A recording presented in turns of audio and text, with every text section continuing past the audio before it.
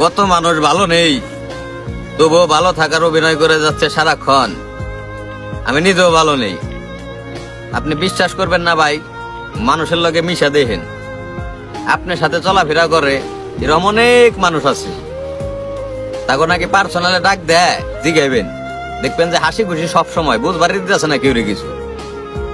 Personal ভাবে ডাক দিয়ে জিগাইবেন যে কি রে, তুই কি সত্যি মন থেকে আসতাছস, সত্যি কি ভালো আছোস? দেখবেন তখন আপনার কইতাছে যে ভালো নাই। এরকম অভিনয় আমি নিজেও ভাই প্রতিনিয়ত করে দিতেছি। মানে মানুষটা আমি যতই বোঝাই আমি ভালো আছি, ব্যস্ত আছি, পেরাই আছি, বা কেউ আমার যদি জিগাই যে কেমন আছস, আমি কইতাছি ভালো আছি।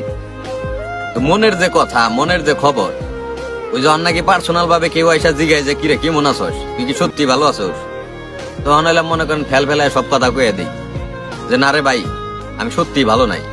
ঠিক তখন যখন প্রশ্ন করে যে তাহলে মানুষের সামনে অভিনয় করস কেমনে, তখন আমি তাকে উত্তর দেই, ভাই করতে হয়, কিছু করার নাই, এভাবে চলতে হইব। পুরুষ মানুষ তো, আমাকে মন খারাপ কান্না এটি বানায় না, আমাকে সবসময় হাইসা খেলে কষ্টরে জয় করে এগিয়ে যেতে হইব।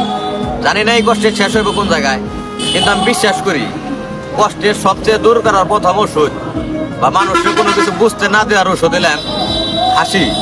হাসি একমাত্র পারে আপনার সব কষ্ট থেকে মুক্ত করে দিতে পারলে। মানে আপনি দেখবেন, আপনি দিন শেষে যতই মন খারাপ নিয়ে বইয়া থাকেন, ওইটা কেউ ভাই বুঝবার দেন না, আমি নিজেও বুঝবার দিই না। বুঝবার দিলে ভাই কেউ বুঝবো না তো, ওই সবাই মনে করেন আপনার ওই হাইসা খেলে উড়াই দিব যে কষ্টে আছে বা কি এর কষ্ট। কেউ আর পার্সোনাল ভাবে এসে জিগাইবো না বা কইবো না যে আমি আছি, তুই চিন্তা করস না, চিন্তা করিস না, তোর কোনো কষ্ট নাই।